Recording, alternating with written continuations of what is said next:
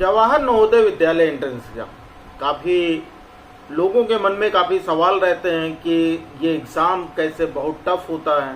Class 9th के standard के question आते हैं, क्लास 10th के स्टैंडर्ड क्वेश्चन आते हैं। तो इस बात पर बिल्कुल भी ध्यान न दीजिएगा, क्योंकि जो हकीकत है वो मैं आज के वीडियो में आपको बताने वाला हूँ कि आप किस तरह से तैयारी करो कि आपका जवाहर नवोदय विद्यालय में सिलेक्शन हो ही जाए। तो चलो फिर वीडियो शुरू करते हैं। और मेरे सूरवीरों, कैसे हो? तो भाई देखो, जवाहर नवोदय विद्यालय जैसा कि पता है कि हर साल एग्जाम होता है इसका, और इसका जो फॉर्म होता है वो सितंबर के लास्ट वीक से लेके अक्टूबर के फर्स्ट या सेकंड वीक तक इसके फॉर्म आ जाते हैं। तो तैयारी अभी से शुरू कर लो।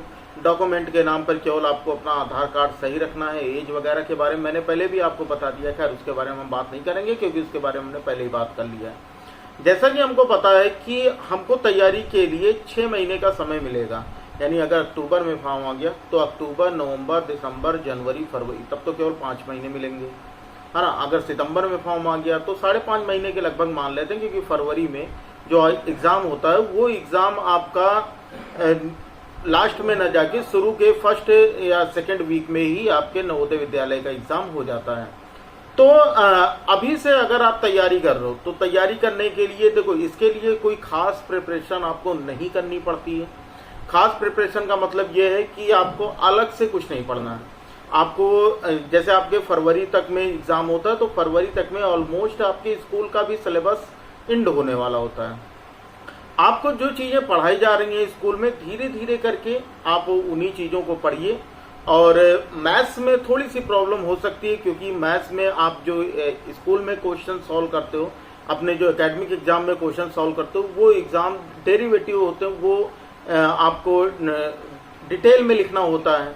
मतलब लेट वगैरह करके हिंदी मीडियम के बच्चे, माना राम के पास जूतों की संख्या x है, ऐसे करके तो काफ़ी चीज़ें वहाँ पर लिखनी पड़ती हैं। लेकिन यहाँ पर जो नवोदय विद्यालय है, यहाँ पर आपको केवल कैलकुलेशंस का खेल करना है।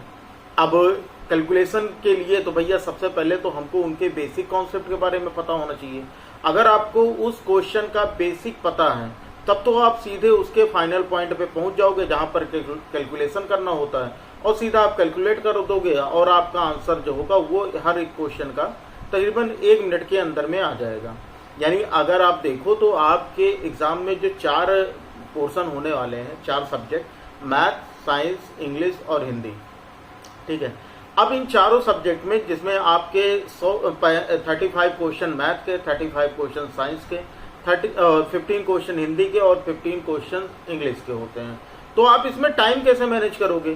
भाई देखो, सबसे पहले अगर आप देखोगे तो आपको हिंदी और इंग्लिश के जो 15 क्वेश्चन हैं ये करने में टाइम नहीं लगेंगे। मान लेते हैं आपको हर एक क्वेश्चन पे 1 मिनट का समय लगता है, 2 घंटे का आपका पेपर होगा। मान लेते हैं कि 1 मिनट का क्वेश्चन लगता है, तो यानी आप 30 क्वेश्चन करने में आप 30 मिनट अपना लगा लेते हो, ठीक है।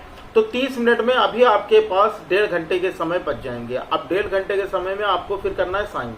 अब साइंस के 35 क्वेश्चन है, मान लो कि 35 मिनट आपके, वैसे 35 मिनट लगते नहीं है, क्योंकि अगर आपको साइंस पता है भाई क्वेश्चन आप पढ़ोगे, एक क्वेश्चन पढ़ने में बहुत से ज़्यादा आपको 10 से 15 सेकंड का टाइम लगेगा, 10 से 15 सेकंड सोचने में लगेगा, और उसको टिक करने में मान लेते हैं 10 सेकंड, तो 1 मिनट से भी कम का समय लगेगा। तो मान लेते हैं 30 मिनट आप साइंस कर लोगे। पूरे 1 घंटे का टाइम बचता है आपके पास मैथ करने का।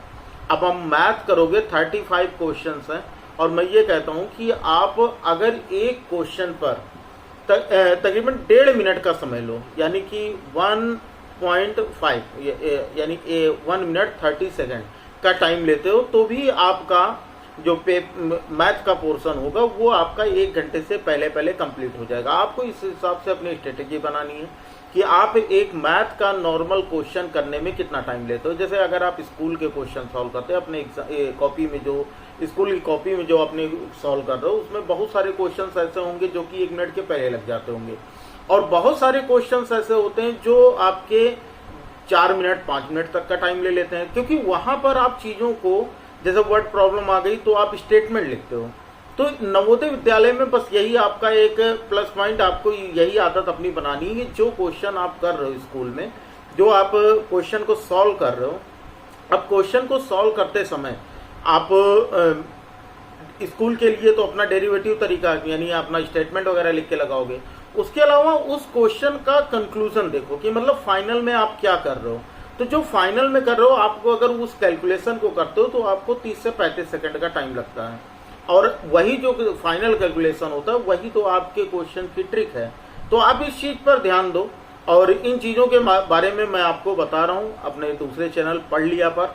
पढ़ लिया का लिंक डिस्क्रिप्शन में दिया गया है, वहां पर हम लोग कंपेयरिंग क्वांटिटीज पढ़ रहे हैं। और अगर आप भी मैथ सॉल्व कर रहे हो तो आप अपनी ओल्ड एडिशन की बुक से सॉल्व करो, क्योंकि जो न्यू एडिशन आई है, जो आपका सिलेबस रिड्यूस हुआ है, उसमें काफी सारे क्वेश्चन कट गए हैं एनसीईआरटी की बुक से, और उसमें केवल हर एक एक्सरसाइज में केवल 4 क्वेश्चन 5 क्वेश्चन, तो उतना आपके लिए सफिशिएंट नहीं है।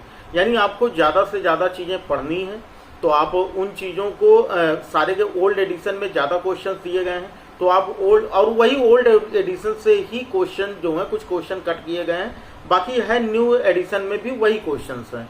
तो आप जो पुरानी बुक है आपकी, अगर आपके पास पुरानी बुक है बहुत बढ़िया है, नई बुक है तब भी आप पुरानी वाली बुक, जैसा कि आपको पढ़ लिया पर मिल रहा है, कि वहां से आप क्वेश्चन को पुरानी जितने भी क्वेश्चन दिए गए पुरानी बुक में, सारे के सारे क्वेश्चन सॉल्व करो, मतलब कोई चीज आपको छोड़ना नहीं है। और जो चीजें रिड्यूस है सिलेबस में वो भी मैं आपको वहां पर बता दूंगा, ठीक है। तो इस तरह से आप तैयारी कीजिए अपनी स्कूल की बुक से। आपको अपना ज्यादा टाइम देने की जरूरत नहीं है कि आप नवोदय के लिए अलग से तैयारी करो, लेकिन हाँ, आप जो तैयारी कर रहे हो अपने एकेडमिक एग्जाम के लिए, उसके लिए भी आप पूरी ईमानदारी बरतिए, और वहां पर आपको मतलब डबल माइंड लेकर चलना है कि आपको एकेडमिक एग्जाम भी देना और नवोदय विद्यालय का भी एग्जाम देना है। बात तो आपको मेरी समझ में आई रही होगी कि कैसे चीजों को पढ़ना है। साइंस आप पढ़ रहे हो, तो साइंस पढ़ने के साथ साथ आप जो स्कूल में जैसे लॉन्ग क्वेश्चन याद करते हो, आप उसी के साथ आप एक नोट्स बनाओ जिसमें आप वन लाइनर चीजें, मतलब उस चैप्टर में जो एक एक लाइन में जो आपके नोट्स कंप्लीट हो पाए, कि हर एक लाइन पर इस क्वेश्चन का आंसर ये होगा, इस क्वेश्चन का आंसर ये होगा, मतलब वन लाइनर आप नोट्स तैयार करो, और हर एक चैप्टर का, ठीक है। वो कैसे करना है वो भी मैं आपको पढ़ लिया पर बता दूंगा। पढ़ लिया का लिंक डिस्क्रिप्शन में दिया गया है। जो आज की क्लास है कंपेयरिंग क्वांटिटीज एक्सरसाइज 8.2 की, उसकी लिंक डिस्क्रिप्शन में दी गई है, जाकर के तुरंत से क्लास ज्वाइन करो। सारे के सारे क्वेश्चंस अटेम्प्ट करने की कोशिश करना, आप कितनी जल्दी लगा सकते हो ये भी कोशिश कीजिएगा। और वीडियो ये पसंद आई हो तो इसको लाइक कर दीजिएगा, और उस वीडियो को भी लाइक कर दीजिएगा। इस चैनल को भी सब्सक्राइब कर लीजिएगा, क्योंकि यहाँ तो आपको नवोदय से रिलेटेड टिप्स मिलते ही रहेंगे। साथ में वो उस चैनल को सब्सक्राइब कर लीजिएगा, क्योंकि वो आपके एकेडमिक और नवोदय दोनों में आपका हेल्प करेगा, ठीक है। तो चलो फिर बच्चा लोग पढ़ते रहो। आज मैं आपका टाइम ज़्यादा बर्बाद नहीं करूँगा। और पढ़ लिया में जितने भी वीडियोस अपलोड होते हैं, आप इस बात को बिल्कुल भी दिमाग से निकाल दीजिएगा कि वो पुरानी बुक से है। मैं जानबूझ के पुरानी बुक पढ़ा रहा हूँ, क्योंकि वहाँ पर आपको ज़्यादा क्वेश्चन मिल पाएंगे, ठीक है। चलो फिर पढ़ते रहो। मिलते हैं फिर अगले क्लास में। तब तक के लिए जय हिंद, वंदे मातरम, जय श्री राम, राधे।